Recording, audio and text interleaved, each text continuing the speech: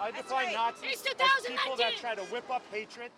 This is Hamilton, week after week for months. Shouting matches filling the city's streets with hate. These people have nothing to do with our city. We say immigrants in, Nazis out. And local officials accused of not going far enough to condemn it. I can't just let them go unopposed. And ignoring them made it worse. More of them showed up. You could see they're coming from other cities. They're importing hate. You are openly promoting sin.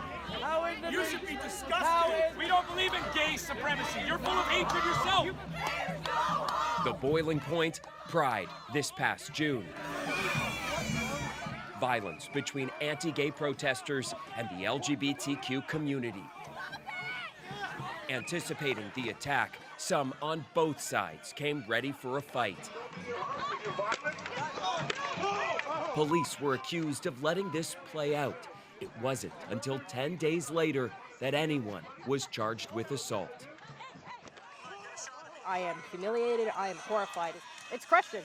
All these months later, the former head of Pride, Lila Miklos, can't bear to watch the attack. Nah, no more. No more. She says that day was a turning point for the LGBTQ community, who believe police can no longer be trusted to protect them. You're bigots against the Bible. You're big against God. I don't like walking around like I'm a victim 24/7, but that's how you feel. You feel like there's a target on your back and there aren't going to be people coming to help you who should be coming to help you.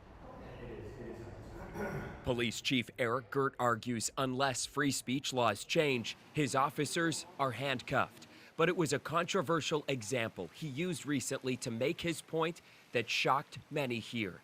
This is him speaking on a local radio show. We've had recent amendments to the criminal code that have finally removed anal intercourse as a prohibited activity. Finally, and that's after years and years of petitioning. So when you have consenting adults who engaged, it was fine. If you have conditions where you've got a youth involved or other, that's a whole other ball of wax. One is by the OIPRD, so they'll have to 2 days later, he apologized. Do you feel like you're helping or hurting the relations between police and the LGBTQ community? Our intent is to move the dialogue forward. We understand the hurt to this community.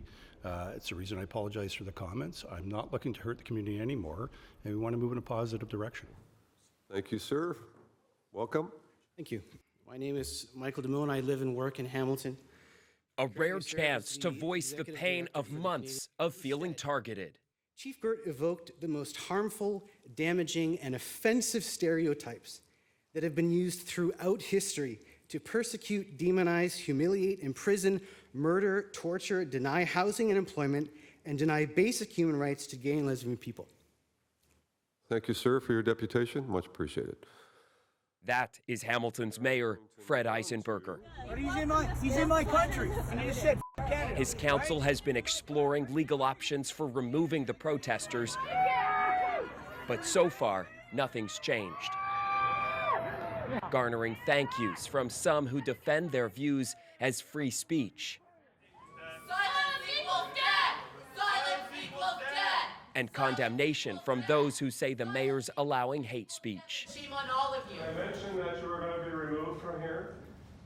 Sorry, I believe you're actually saying something now. Thank you. You're Pardon me? being so silent. Thank you very much. I appreciate it. Okay.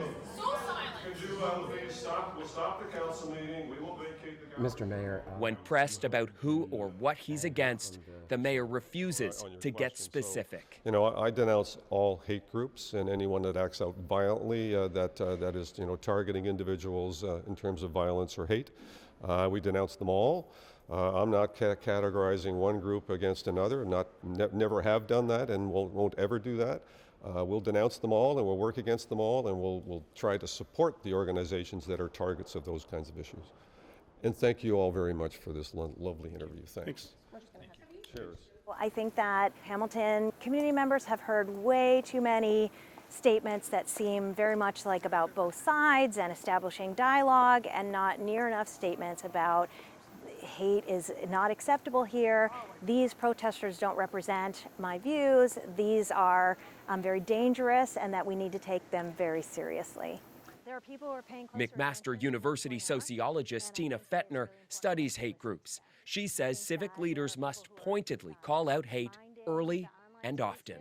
I think it's very important for Hamilton to be a cautionary tale for other cities. I'm very certain that this is going to be knocking at the door of other cities across Canada.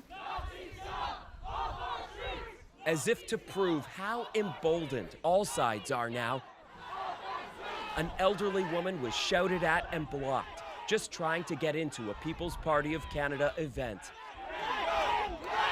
The latest example in Hamilton of how quickly hateful voices can fill a void.